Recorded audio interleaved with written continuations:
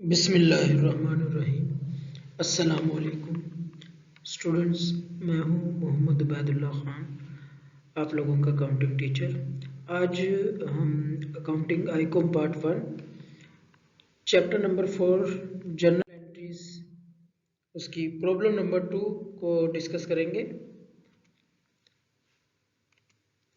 Transaction number 1 लिखी हुई है हमारे पास 15 मई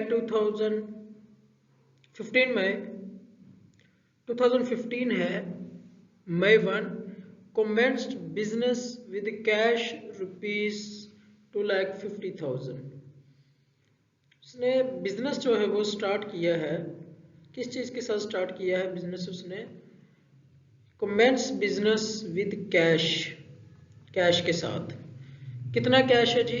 2,50,000 रुपये। ठीक है, अभी इसके अंदर देखें तो जब बिजनेस शुरू करते हैं, हमने प्रीवियस क्वेश्चन में भी देखा, इसके अंदर अब देखें जब बिजनेस शुरू कर रहा है तो किस चीज के साथ स्टार्ट कर रहा है? कैश के साथ। कैश जो है ये हमारा एसेट होता है, और एसेट अब बिजनेस के अंदर आ रहा है, इंक्रीज हो रहा है, और एसेट अगर इंक्रीज हो तो हम उसे डेबिट करते हैं।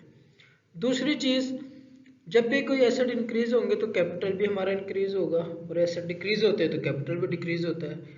तो यहाँ पे दूसरी चीज नहीं है, तो हम जो कैश जो हमारा एसेट होगा यही हमारा जो है कैपिटल बन जाएगा।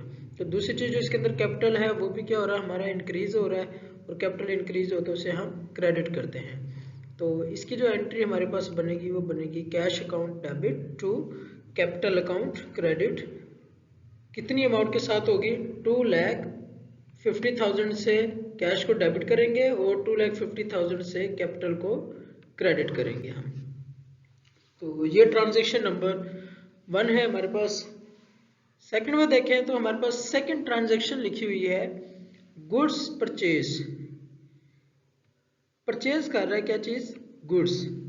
अब जब भी गुड्स को परचेज किया जाता है, जब भी कोई चीज परचेज की जाती है, या तो उस चीज का नेम हमें पता होता है या उस चीज का नेम नहीं पता होता। अब यहाँ पे चीजें तो परचेज कर रहे हैं, लेकिन उस चीज का नेम नहीं पता कि क्या चीज परचेज कर रहे हैं। देखिए परचेज उसने लिखा गुड्स परचेज। अब गुड्स परचेज करिए, गुड्स के अंदर कोई एक चीज शामिल नहीं होती, बल्कि डिफरेंट टाइप्स की आइटम्स जो होती हैं वो शामिल होती हैं। ठीक है, तो अब अगर गुड्स को परचेज किया जा रहा है किससे? फ्रॉम तनवीर।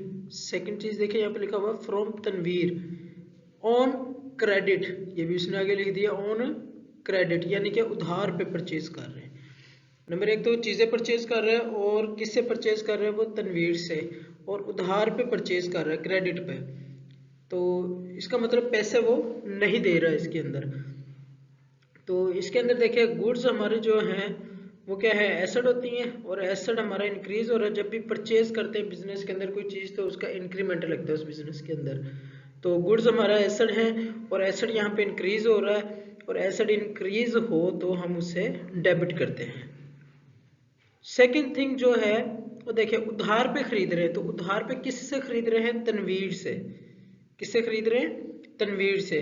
तो तनवीर को हमने पैसे वापस करने हैं, इसका मतलब तनवीर हमारी लाइबिलिटी बन जाएगा।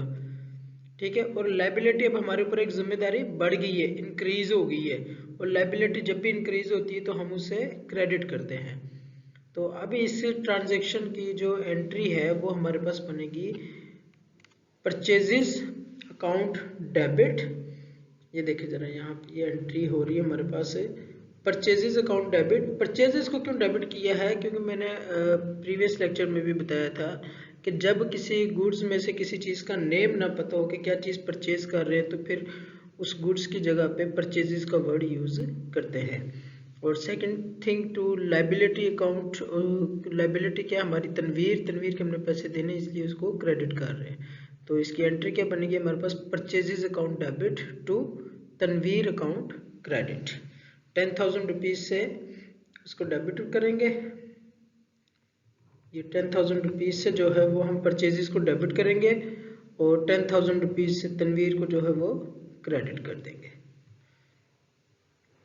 नेक्स्ट ट्रांजेक्शन को अगर हम देखें तो उस पर लिखा हुआ है purchase type writer from Muzammil. Muzammil से टाइप राइटर परचेज किया है उसने। क्या चीज परचेज की है? टाइपराइटर। अब ये देखिए फिर कोई चीज़ परचेज कर रहे हैं और वो चीज़ क्या है जी, टाइपराइटर। अब यहाँ पे हमें उस चीज़ का नेम पता चल गया कि क्या चीज़ परचेज कर रहे हैं, टाइपराइटर। ऊपर वाली ट्रांजैक्शन के अंदर हमें चीज़ का नेम नहीं पता था कि क्या चीज़ परचेज कर रहे हैं, तो यहाँ पे अब हमें क्या है उसका नेम पता चल गया, क्या चीज़ है वो, टाइपराइटर। किससे परचेज कर रहे हैं, फ्रॉम मुजम्मिल। तो चीज़ किससे परचेज कर रहे हैं जी, मुजम्मिल से परचेज कर रहे हैं। ठीक है, इसका मतलब हम उसको कैश नहीं दे रहे, ये भी क्रेडिट ट्रांजैक्शन हमारी, हम उधार पे खरीद रहे हैं। जब कैश का वर्ड यूज होगा तो इसका मतलब वो कैश ट्रांजैक्शन होगी। अब इसके अंदर कैश का वर्ड यूज नहीं किया तो ये भी क्रेडिट ट्रांजैक्शन है। तो अब इसके अंदर दो चीज़ें हमारे पास अफेक्ट कर रही है, एक तो टाइपराइटर, टाइपराइटर हमारा एसेट है, बिजनेस में यूज होना है, और एसेट इंक्रीज हो रहा है, परचेज कर रहे हैं बिजनेस के अंदर इससे, तो एसेट इंक्रीज होगा तो हम उससे डेबिट करेंगे।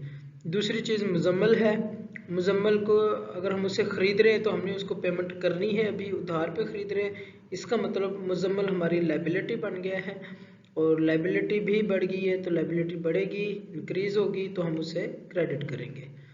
तो इस ट्रांजैक्शन की जो एंट्री होगी वो हमारे पास होगी typewriter account debit to Muzammil account credit, typewriter account debit to Muzammil account credit, typewriter purchase on credit. Next देखें तो हमारे पास आ रहा है cash sales to Rahim ₹6000, cash sales. यहाँ पे एक चीज लिखी हुई है कैश सेल्स, ये देखिए ये लिखा हुआ है यहाँ पे कैश सेल्स। कैश सेल्स का मतलब है कैश पे चीजें सेल की है, ठीक है, किसको, रहीम को। अब सेल कर रहे हैं चीजें, चीजों का नेम नहीं पता क्या चीज सेल कर रहे हैं, ठीक है, इसका मतलब सेल्स का वर्ड यूज करेंगे फिर हम यहाँ पे। तो कैश सेल्स का मतलब क्या है कि कैश पे चीजें सेल कर रहे हैं, इसका मतलब चीजें सेल की और पैसे ले लिए, ठीक है। तो इसके अंदर दो चीजें यूज हो रही है, एक तो कैश, कैश हमारा एसेट है और एसेट इंक्रीज, और जब भी चीजें बेचते हैं तो पैसा आता है, तो अब हमारे बिजनेस के अंदर अमाउंट आ रही है, इस वजह से कैश जो है वो क्या हो जाएगा, हमारा डेबिट हो जाएगा। दूसरी चीज सेल्स, सेल्स हमारी इनकम होती है, ठीक है, और इनकम जो है वो इंक्रीज हो रही है, और इनकम इंक्रीज हो तो हम उससे क्रेडिट करते हैं। जब भी कुछ सेल्स होती है जो ये हमारी इनकम में कंसीडर की जाती है, तो इसकी एंट्री हमारे पास बनेगी cash account debit to sales account credit. अब बच्चे यहाँ पे सोचेंगे यहाँ पर रहीम का नेम यूज किया तो उसका नेम क्यों नहीं आया, क्योंकि उसने पहले वर्ड यूज किया कैश सेल्स। तो कैश सेल का मतलब है कि चीजें सेल की कैश पे और कैश उसको मिल गया, ठीक है। नेक्स्ट अगर देखें तो हमारे पास नेक्स्ट जो ट्रांजैक्शन आ रही है वो क्या है, paid salary to clerk, clerk को सैलरी पेड, देखिए पेड कर रहे हैं, पे कर रहे हैं, क्या चीज पे कर रहे हैं, सैलरी। सैलरी हमारा क्या है, एक्सपेंस है, किसको पे कर रहे हैं जी, क्लर्क को। तो जब कोई सैलरी पे करते हैं तो वो किस शक्ल में देते हैं, पैसों की शक्ल में, ठीक है। तो इसके अंदर दो चीज़ें अब यूज़ हो रही है हमारे पास, एक तो सैलरी है, सैलरी हमारा एक्सपेंस है, अब वो खर्चा बढ़ गया है, एक्सपेंस इंक्रीज हो रहा है, और एक्सपेंस इंक्रीज हो तो हम उसे डेबिट करते हैं, ठीक है। और दूसरी चीज़ कैश है हमारे पास, कैश हमारा एसेट है, एसेट डिक्रीज हो रहा है, एसेट डिक्रीज हो तो हम उसे क्रेडिट करते हैं। तो अब इसकी जो है हमारे पास वो एंट्री क्या बनेगी, हमारे पास salary account debit to cash account credit. Salary हमारा एक्सपेंस है, एक्सपेंस को डेबिट कर दिया टू कैश, कैश हमसे जा रहा है तो इसलिए कैश क्रेडिट कर रहे हैं हम यहाँ पे, ठीक है। तो उसके बाद अगर हम इसको टोटल देखें तो टोटल ये हमारे पास डेबिट साइड का टोटल देखें तो 279,000, और क्रेडिट साइड का भी टोटल देखें तो 279,000, ये हमारा इन दोनों साइड्स का टोटल बनता है।